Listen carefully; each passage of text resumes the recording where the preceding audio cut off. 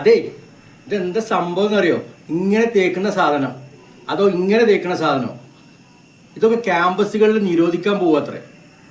ആരോഗ്യ വകുപ്പിന്റെ നിർദ്ദേശപ്രകാരം ശിശുക്ഷേമ സമിതി എല്ലാ സ്കൂളിലും കോളേജുകൾക്കും നിർദ്ദേശം കൊടുത്തുകൊണ്ട് ഇത് കണ്ടമാനം വ്യാപകമായിട്ട് നല്ല ഉപയോഗമുണ്ട് എന്നതിൻ്റെ അടിസ്ഥാനത്തിൽ വിദ്യാർത്ഥിനികളുടെ കയ്യിൽ നിന്ന് ഇത് പിടിക്കാനൊരു പരിപാടിയുണ്ട്.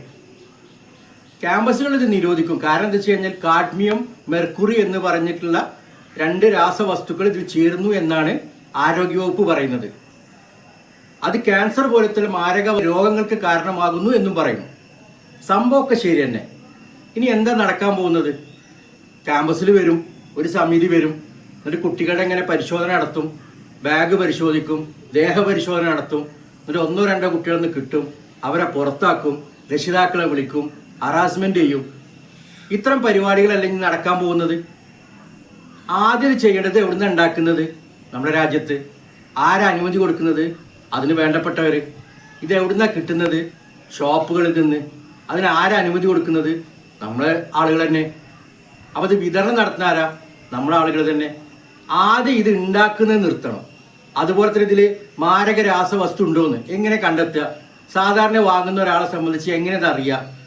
കാഡ്മിയം കൂടുതലാണോ മെർക്കുറി കൂടുതലാണെന്നും കണ്ടെത്തണമെന്നും നമുക്കിത് അറിയില്ല. അല്ലെങ്കിൽ ഇതൊന്നും എഴുതി വെക്കുന്നുണ്ടോ? അപ്പോൾ ഇതൊന്നും നടക്കൂല.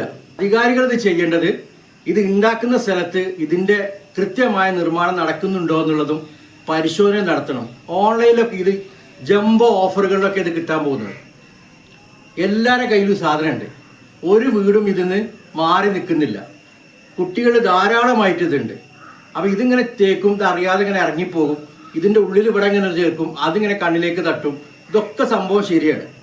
ഇനി ഇത് കണ്ടുപിടിക്കാൻ ചില ആളുകൾ പറയണ വില കൂടിയത് വാങ്ങിയാൽ മതി, വില കുറഞ്ഞതായിരിക്കും ചാത്തൻ പോലുള്ള സാധനങ്ങൾ.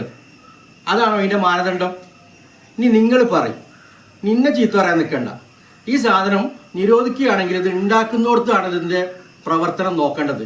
അല്ലാതെ വിതരണക്കാരടുത്ത് ഒന്നുമല്ല. ഇത് ഉപയോഗിക്കുന്നത് കണ്ടു കഴിഞ്ഞാൽ കുട്ടികളെ ഇനി ഹറാസ് ചെയ്ത് പരീക്ഷ എഴുതാതിരിക്കുക, പുറത്താക്കുക, രക്ഷിതാക്കളെ വിളിക്കുക, ഓരോ മാനസികമായി ടോർച്ചർ ചെയ്യുക. ഇതിനൊന്നും കാര്യമില്ല. നിങ്ങളൊന്ന് പറഞ്ഞാൽ ഇതല്ലാതെ എന്താ അതിൻ്റെ ടെക്നിക്ക്? നിന്നെ ചീത്ത പറയാൻ നിൽക്കേണ്ടത്. നിങ്ങളുടെ അഭിപ്രായം ഒന്ന് കമൻറ്റ് ചെയ്യണേ. അധികാരികൾ എത്തുന്നത് വരെ ഇതൊന്ന് ഷെയറും ചെയ്യണം. സത്യമല്ലേ ഇത്? ഓക്കെ, മറ്റൊരു വിശേഷമായി വീണ്ടും കാണാം. ബൈ.